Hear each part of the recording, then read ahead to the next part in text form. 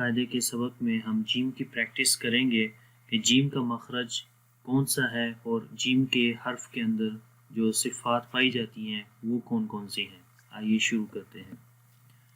تو جیم کا تلفظ کرنے سے پہلے، اس کی پروننسیشن سے پہلے ہم جیم کے مخرج کو جانیں گے کہ وہ کون سا ہے اور کہاں سے جیم کے آواز جو ہے وہ نکلتی ہے۔ اور جیم کا مخرج ہے زبان کا درمیان والا حصہ جب تالو کے درمیان والے حصے کے اوپر ٹچ کرتا ہے، اس کو وہ ملتے ہیں آپس میں، تو اس وقت جیم ادا ہوتا ہے۔ جب زبان کا درمیان والا حصہ تالو کے درمیان والے حصے کے اوپر لگے گا، آپس میں جب وہ ملیں گے اس وقت جیم ادا ہوگا۔ ابھی ہم پڑھتے ہیں جیم جیم۔ اب اس کی پریکٹس کریں گے۔ جیم زبر جا، لمبا نہیں کرنا۔ جیم زبر جا۔ غور سے سنیں کہ جب ہم جیم پڑھتے ہیں تو اس کی آواز اس جگہ سے نکل رہی ہے جو کہ زبان کا درمیان والا حصہ جب تالو کے درمیان والے حصے کے اوپر ٹچ کرے گا تو وہاں پر جیم کی آواز پیدا ہوتی ہے۔ جیم زیر جی، جیم زیر جی، جیم پیش جو، جیم پیش جو، بغیر جوڑ کے پڑھیں گے جا جی جو۔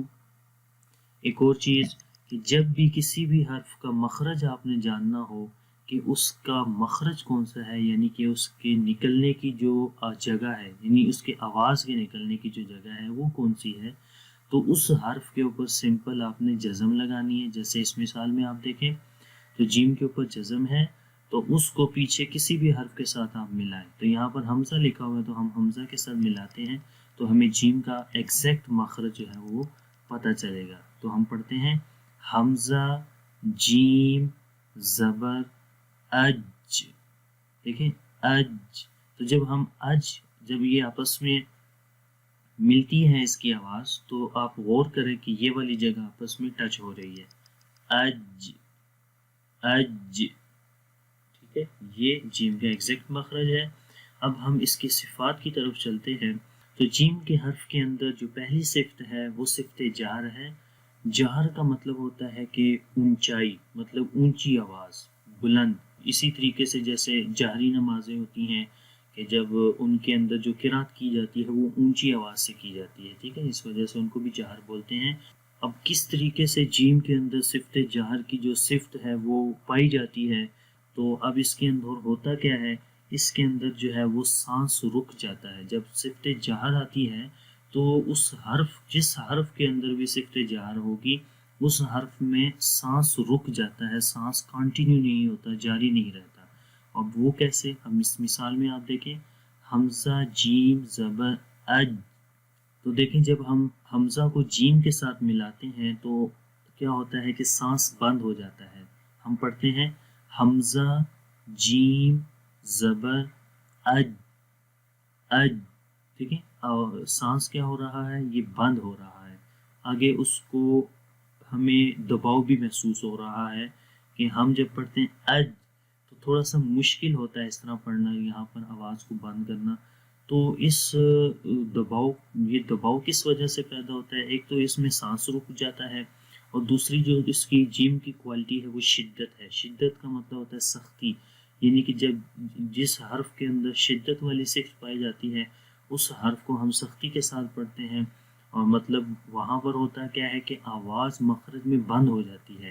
اور یہ بھی اسی طریقے سے ہے کہ جب ہم اج پڑھیں گے تو آواز مخرج میں بند ہو جائے گی، اج، اور ہوتا کیا ہے پھر اس میں آواز بلند ہو جاتی ہے، آواز جو ہے وہ ایک قسم کی سختی پیدا ہو جاتی ہے اور ہمیں دباؤ محسوس ہوتا ہے۔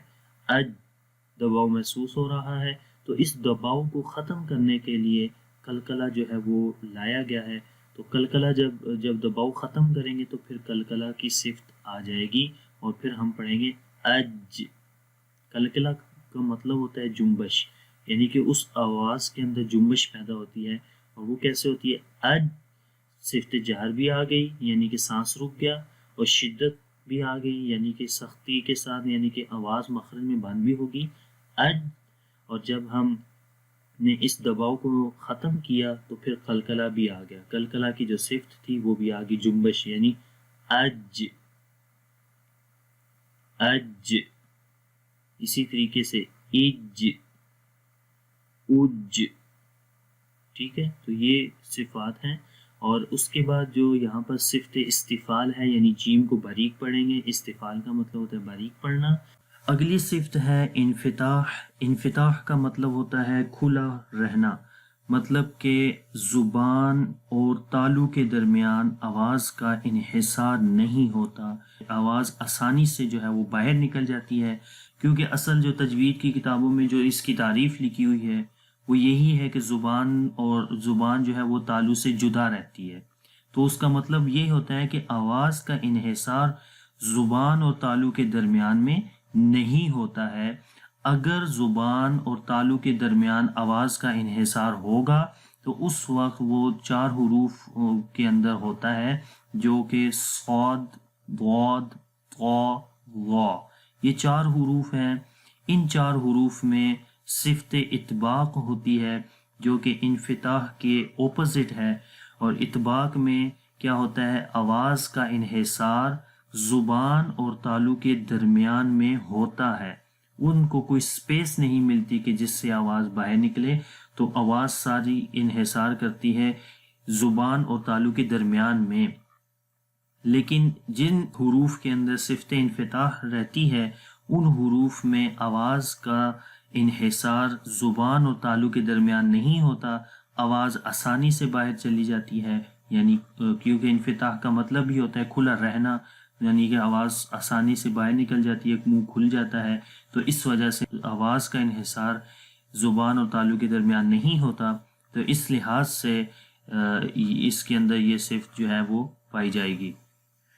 اور صفت اسمات بھی اس کے اندر پائی جا رہی ہے، یعنی کہ اس حرف کو جو ہے وہ مضبوطی کے ساتھ اس کے مخرج سے پڑھا جائے گا، جیسے اج اج۔